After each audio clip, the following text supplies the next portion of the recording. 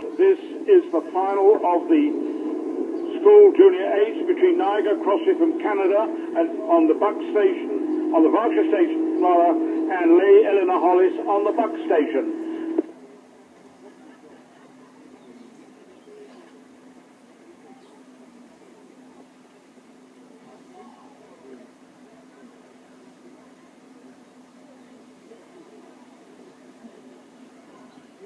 Off the start, the Canadians went off at 44, Lady Eleanor Hollis at 42, and as we get to the top of the island, Niagara Crossley have taken a small lead over Lady Eleanor Hollis.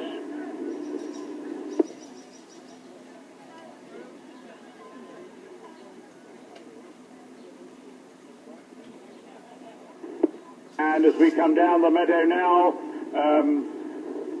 the Canadians have settled in at about 38. Lady Eleanor Hollis slightly less. And I've just been informed that the crews are level as we come up the meadow now. Still very little in this. If anything, I think now probably Lady Eleanor Hollis might have got their bow ball in front. But it's very difficult to tell from this position as we come down the course now. But they're still digging deep. They've got a very good rhythm. Lady Eleanor Hollis, the Canadians a little bit ragged, but they're still keeping going.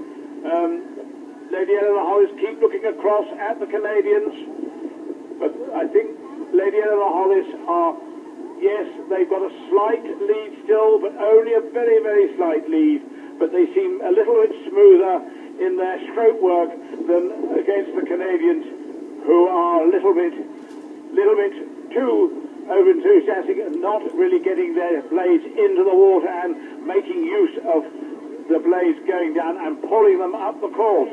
Now we look across and we're coming up to Remnant Barn and the edge of the enclosure, and it's still not very much in it. It's still possibly Lady Eleanor Hollis, but now looking across, I think it is possibly the Canadians now who have taken the slight lead. But there's still very, very little in this. As we come up towards the enclosure now, absolute neck and neck coming along the course. Lady Eleanor Hollis still looking across, but I think the Canadians have taken a slight advantage of they're now, I would say, about a quarter of a length up on Lady Eleanor Hollis as we go up towards the boating area. Lady Eleanor Hollis slightly wandering across the course, but they're not necessarily being warned by the umpire. And as we come down past the enclosure now, it is the Canadian crew which have now taken the lead over Lady Eleanor Hollis, and hopefully I'll get a distance very shortly.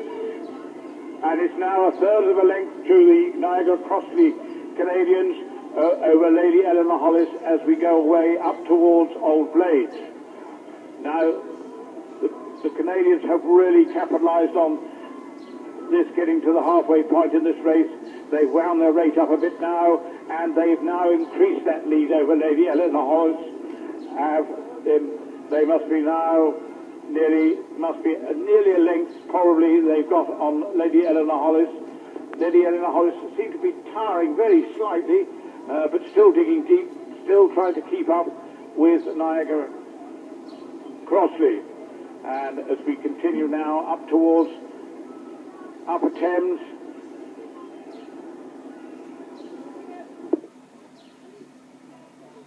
the result of race number 369, which was the final of the elite lightweight single sculls for the Godfrey Road Sports Trophy, was a win for Taylor of Putney Town over Paul Green of the Isle of Ely Rowing Club by 3 lengths in a time of 6 minutes 22 seconds.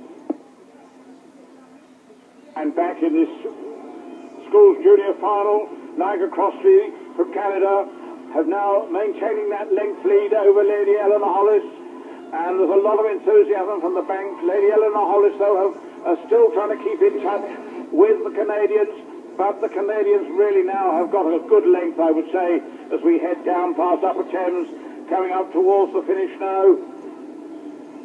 The Canaries were really pulling hard now, digging very deep as they go down towards the finish line. Lady Eleanor Hollis, though, have not given up.